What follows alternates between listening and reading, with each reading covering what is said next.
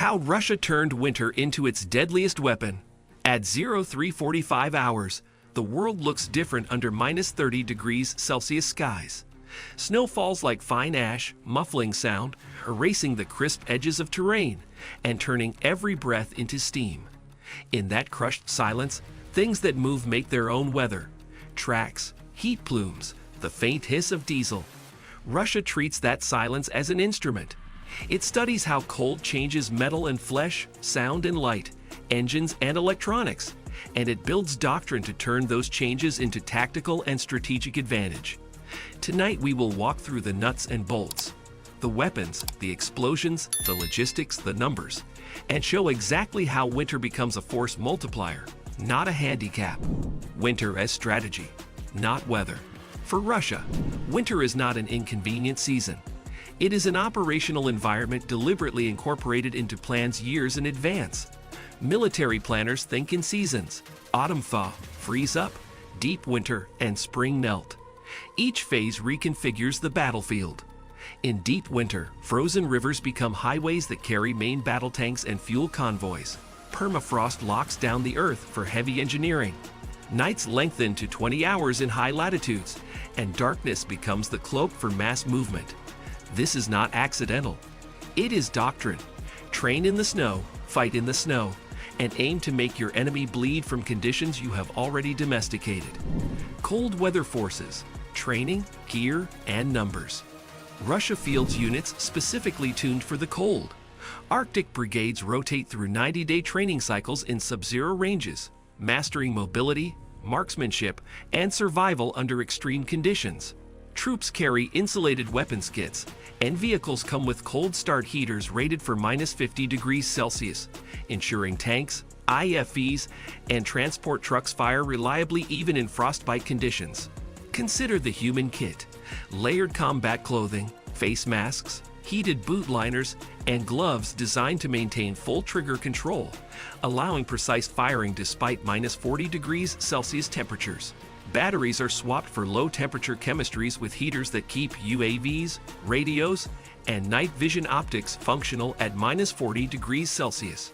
Rifle calibers and machine guns are tuned for freezing lubrication, preventing jamming that can immobilize squads during ambushes or firefights. Snow camouflage nets, ice-proof tents, and mobile field furnaces allow units to establish forward operating positions in blizzards, where standard forces would be immobilized. Winter artillery batteries, including 122mm howitzers and 152mm self-propelled guns, maintain over 80% operational readiness, delivering indirect fire with pinpoint accuracy despite ice and snow accumulation. The math is simple. A squad that retains 70 to 90% of its normal mobility and sensor uptime in deep cold will collapse an opponent operating at 20 to 40% effectiveness. Cold weather specialization transforms the environment itself into a weapon, making terrain, ice, and blizzards a force multiplier while simultaneously punishing unprepared adversaries. Mobility on ice, tanks, trucks, and frozen highways. When marshes freeze and lakes gird themselves with ice, mobility maps flip. A heavy truck that sinks in spring mud can roll unfettered across a frozen surface. Russia exploits this with ice road logistics. Temporary highways that can support 25 to 40 tons per axle, allowing movement of main battle tanks each weighing 40 to 55 tons, and artillery batteries. This is why winter offensives can concentrate force in unexpected sectors.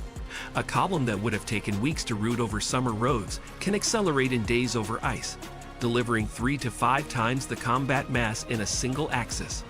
But the tactic is double-edged. Poorly assessed ice thickness or premature thaw can break whole convoys into the abyss. Concealment and deception, whiteouts and false tracks. Snow is a perfect cover for deception. White-painted decoy tanks, insulated to mimic engine heat, are placed alongside real units. Thermal signatures are masked using insulating blankets and heat sinks, reducing detectability on infrared systems. Units intentionally create false tracks over hundreds of meters to mislead drone or satellite image analysts. When visibility drops to less than 50 meters in a blizzard, sensor fusion degrades. Optical cameras blind, Radars suffer surface clutter, and human sight is useless. In those windows, ambushes and surprise envelopment become the decisive instrument. Weapons optimized for cold: artillery, rockets, and thermobarics. Russia's heavy artillery and rocket systems are central to winter doctrine. When air is denser and shock waves propagate more efficiently, explosive lethality increases at short range. Russia employs 122mm BM-21 Grad rockets, saturation salvo effects over a 500 to 1,200 meter impact corridor, 300mm BM-30 Smerch rockets, warheads weighing up to 250 kilograms, delivering cluster or thermobaric munitions. TOS-1A thermobaric rocket systems, 24-tube launchers firing 220mm rockets that produce high-temperature, long-duration blast waves inside enclosed spaces. Thermobaric warheads in winter have a particular edge. The dense cold air helps sustain the fuel-air cloud longer, increasing overpressure and duration inside confined structures. In urban or shelter environments, a single TOS-1 a volley can produce lethal pressure and incinerate oxygen in basements or bunkers, turning shelters into traps. The physical effect is not just fragmentation, it is an engineered atmosphere change. Rapid pressure spike followed by long-duration negative pressure that sucks air and collapses lungs. Underwater and anti-surface tactics, mines and waterways, rivers and naval choke points lock differently in winter. Ice can conceal mines, and pressure-activated anti-vehicle mines placed under snow lose little of their efficacy. Russia uses mining belts at likely crossing points. An ice bridge that appears solid can be laced with explosive charges and anti-tank mines that cause immediate structural collapse, sending vehicles and armor into freezing water. Side-scan sonar and diver operations are more hazardous in sub-zero water, increasing the time it takes an opponent to clear lanes. That delay translates directly into operational paralysis.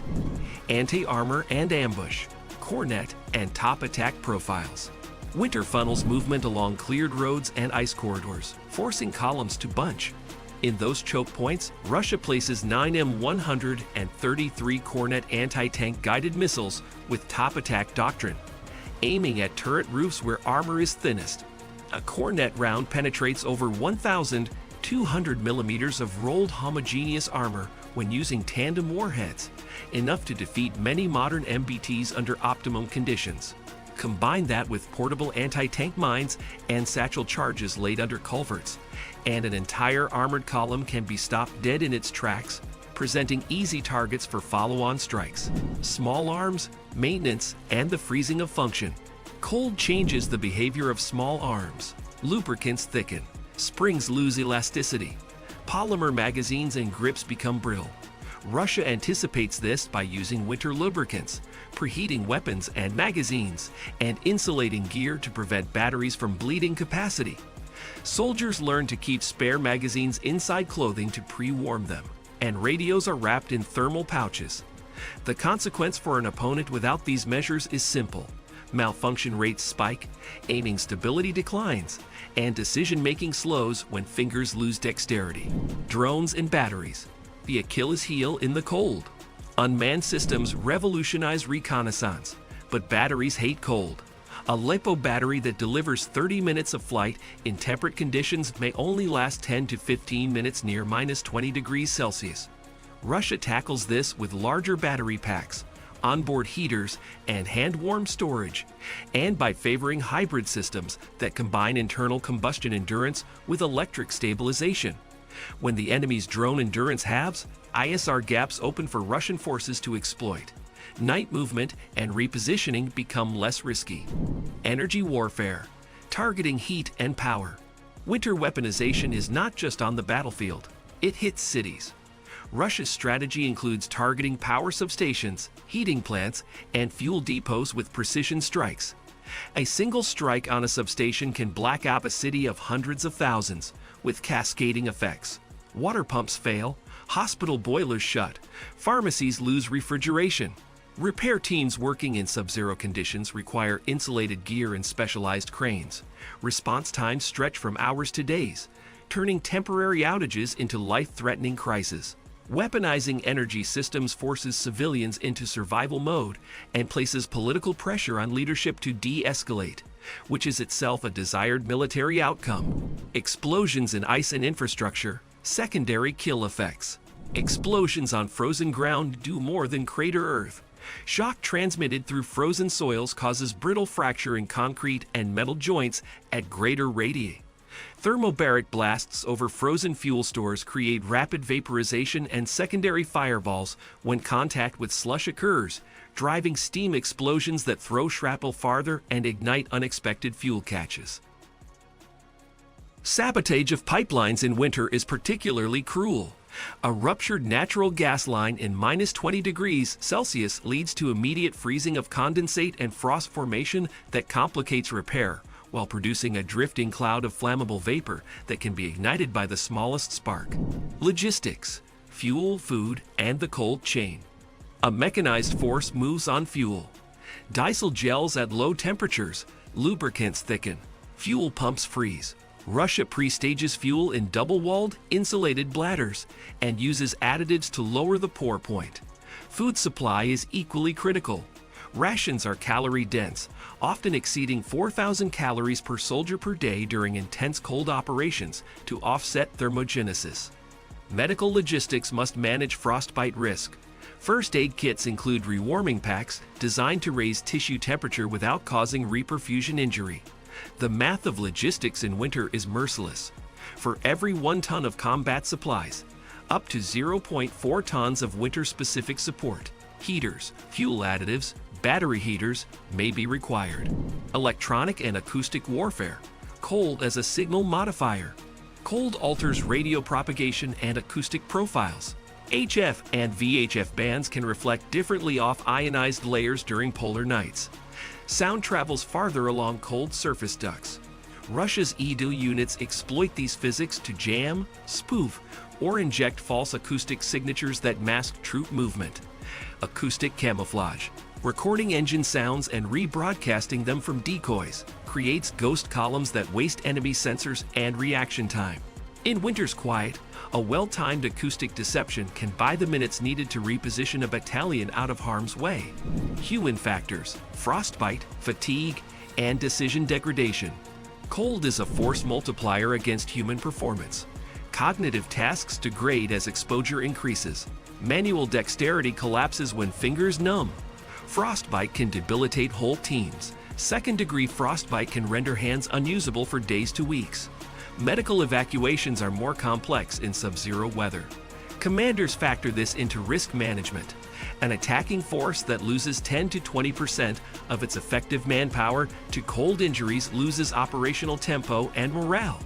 Russia's long practice in winter produces hardened units with protocols to rotate exposure, ration heat, and stage recovery, whereas a less prepared opponent becomes increasingly brittle. Case examples. Winter as decider. Throughout history, winter has decided outcomes, thawing Napoleon's dreams, freezing German blitzkrieg momentum in 1941-42, and shaping modern operations where energy targeting and winterization changed the calculus of sieges. In recent conflicts, the deliberate targeting of heating infrastructure combined with winterized forces has produced swift political effects. Cities buckle, panic spreads, and the pressure to negotiate increases. The key pattern is repeated. Winter amplifies the consequences of targeted attacks on logistics and infrastructure, and the side that anticipates the cascade capitalizes on it. Countering the winter weapon, hardening, and resilience. The antidote to winter weaponization is systemic resilience. Redundant power grids, decentralized heating hubs, hardened supply lines, cold-rated batteries, and training cycles that match the environment.